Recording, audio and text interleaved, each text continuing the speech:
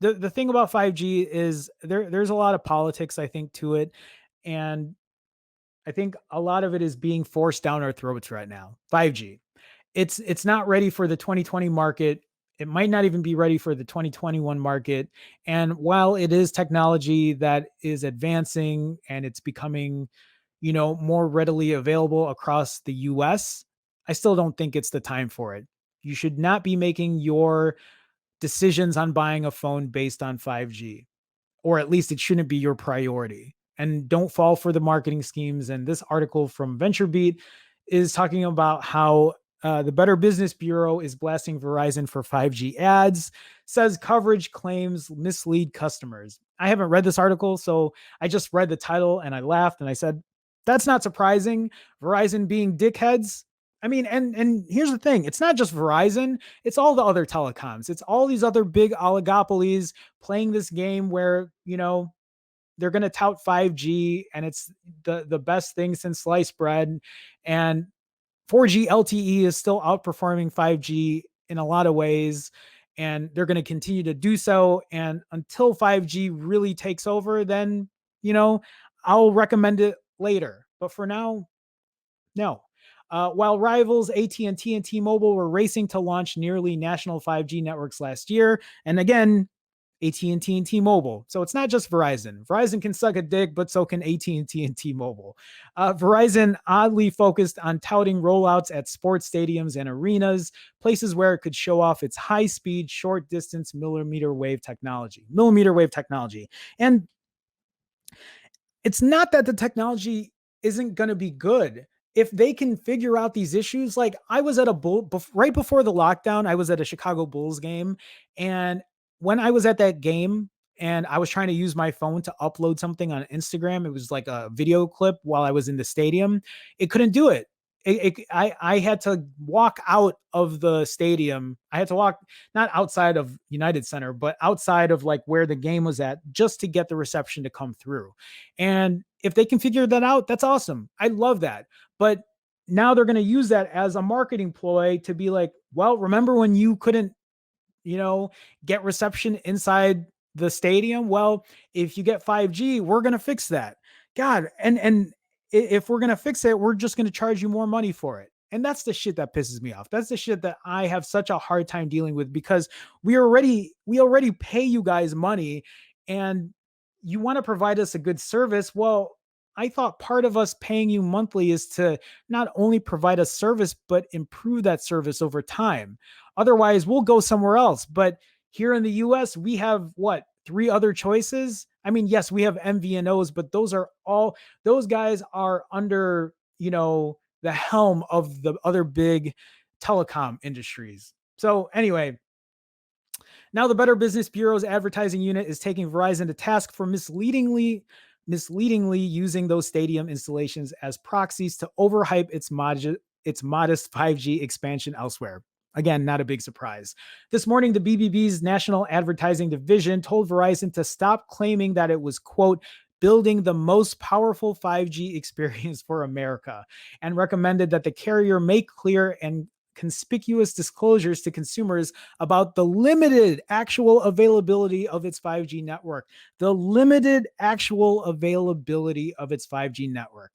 Again, guys, it's not as good as they say it is. Don't fall for the hype, don't fall for the bullshit. While Verizon has agreed to update its disclosures, it will appeal the BBB's objection on its network construction claims to the National Advertising Review Board.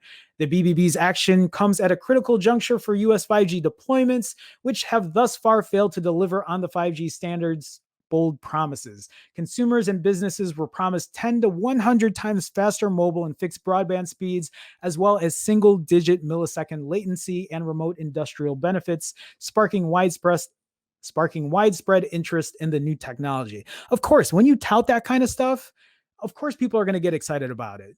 Like, we'd love to see that. I'd love to see that. But early US 5G networks have ranged from tiny Verizon to fuzzy AT&T to large and slow T-Mobile, depriving most potential customers of those expected benefits, despite heavily marketing, quote, 5G as a reason to invest in new devices and services. Perfect example, and I've had this in a previous video.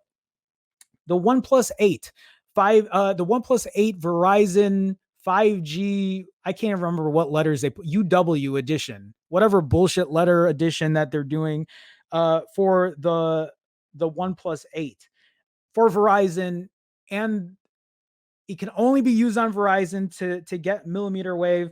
But the thing is, they're also charging an extra $100 on top of it to use that 5G millimeter wave that is probably still not available or as widespread as they claim it to be. So you're going to be paying an extra $100 for this OnePlus 8 Verizon special edition, bullshit edition, and you're just getting ripped off. You really are. Don't get a phone right now for 5G. Don't waste your money. Imagine buying a OnePlus 8 for $800 for a premium price to not even get the speeds that you're getting promised.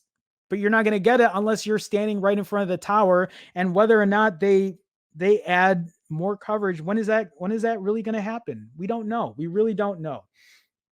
Verizon's rollout has been particularly Verizon's rollout has been particularly unusual. As one of the two largest cellular carriers in the U.S., it has over 100 million wireless customers and has aggressively promoted 5G for 2 years. They've been promoting it for 2 years. 5G. I didn't even realize it's been 2 years they've been promoting it. Imagine being suckered into 5G for the last 2 years and you've been getting shit for it. You've been paying extra money for it. Yet Verizon's 5G rollouts have been almost comically spotty, covering only parts of over 30 cities, with outside estimates of roughly 3% coverage in some supposedly served areas. In some cases, Verizon's 5G is available largely in stadiums or airports. So that's the only time you're going to get that, when you're in a stadium. How many times are you going to a goddamn basketball game or baseball game? Unless you work for, and now you can't even go to any of them. You can't go to any of these goddamn places. So you're not even going to get the coverage. We're in a goddamn pandemic right now. So you're at home using their Wi-Fi. You're not even taking advantage of the coverage. I know I'm going just kind of like, but this is the kind of stuff that upsets me because we're a consumer. We pay for this kind of shit and you're getting duped into it. And it's not us in the chat here, right? I think a lot of us in here know better, but it's the hundreds, the thousands, probably the tens of thousands or even the millions of people who don't know, who don't really realize. And right now they're at a Verizon store or whatever, or they're online shopping for a phone and they think they need to get a 5G phone because they think they need it right now. Um, and why? And I wish they were here to watch the stream and just be like, guys, don't fall for the hype. Don't buy into it because you're just going to waste your fucking money. Go spend the money on something else. Spend that money where, it can be better used. I don't really want to go through the rest of it because there's not much. I think it's more of them just trying to like defend why 5G is being overhyped right now. It remains to be seen how I'm saying I'm not going to, and I'm here reading the last paragraph, but I want to read into it. So I'll read it. We'll finish it. That's it. It remains to be seen how Verizon will actually improve its 5G network this year. The carrier currently offers super simplified 5G coverage maps for 34 cities, with only one, San Diego, identified as coming soon, though it's promising some coverage in 60 US cities by year's end.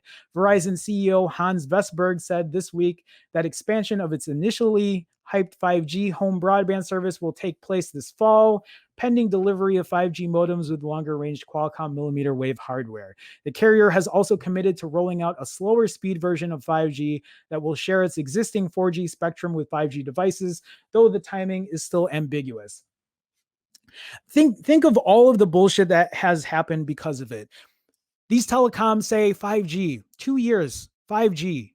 The last 2 years, 5G, 5G, 5G. Now Qualcomm, 5G, 5G, 5G. Every phone company, 5G, 5G, 5G. You're not getting shit for it. You guys are not getting shit for it. Most of us are at fucking home right now on Wi-Fi, not using cellular coverage. You're using your Wi-Fi. And they're making us pay more money for 5G. They're not using a Snapdragon 800 chipset because they want to use a Snapdragon 700 chipset to save money because of 5G. So instead of giving us better performance, they're giving us shit.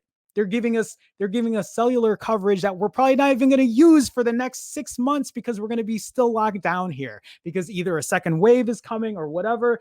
And Oh my god, I can't. Guys, don't fall for the hype. Don't. I don't I'm done. I'm done.